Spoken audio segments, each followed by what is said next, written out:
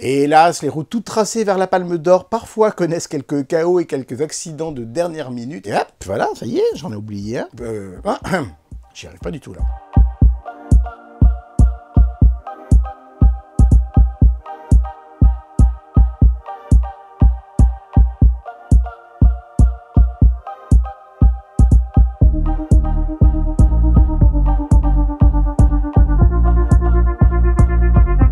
« 1987, c'est à l'acteur et chanteur Yves Montand qu'incombe la lourde tâche d'être le président du Festival de Cannes et donc de désigner la Palme d'Or. Il est secondé dans cette tâche par Daniel Elfman, la critique du Monde, mais par aussi un grand nombre de cinéastes, puisqu'on retrouve au jury cette année-là Theo Angelopoulos, Elem Klimov et Jerzy Skolimowski. C'est plutôt une belle année en termes de production cinématographique, puisqu'on retrouve entre autres Prick Up Your Ears de Stephen Frears, Yegen, le seigneur des bordels de Shohei Imamura, Ettore Scola avec La Famille, Chronique d'une mort annoncée signé Francesco Rossi, et également Les ailes du désir de Wim Wenders, et aussi, donné longtemps favori pour la Palme d'Or, Les yeux noirs de Nikita Mikhalkov. Et hélas, les routes toutes tracées vers la Palme d'Or parfois connaissent quelques chaos et quelques accidents de dernière minute, et ce n'est pas du tout Les yeux noirs donné longtemps favoris qui remportent cette année-là la Palme d'Or, mais c'est Sous le soleil de Satan de Maurice Pialat.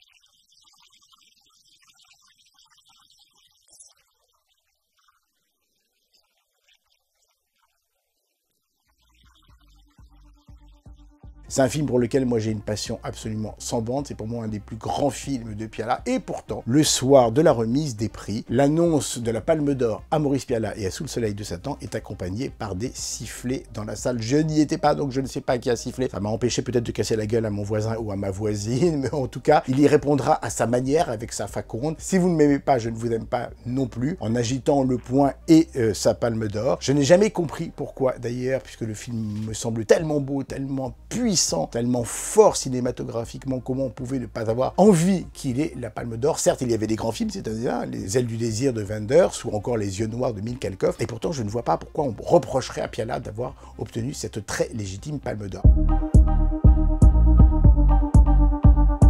Une adaptation sublime du roman de Bernanos, scénarisé par son épouse Sylvie Pialat, l'histoire d'un prêtre, Gérard Depardieu, fiévreux, à la fois parfois excessive, entière, capable même peut-être de miracles, qui tombe amoureux d'une jeune femme libre et torturée, comme lui d'ailleurs, Mouchette, interprétée par la géniale Sandrine Bonner.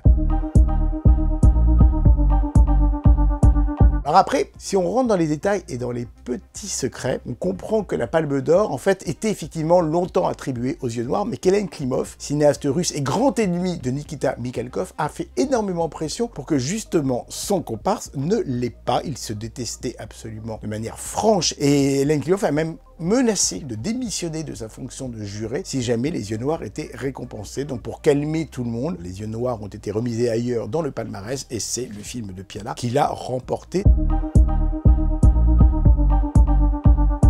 C'est un assez joli succès public d'ailleurs pour Maurice Pialat, 815 000 entrées, et puis il sera également salué, malheureusement pas récompensé, au César avec cette nomination cette année-là. C'est un des grands films du cinéma français, c'est une Palme d'Or absolument mais indiscutable, et c'est un film à redécouvrir.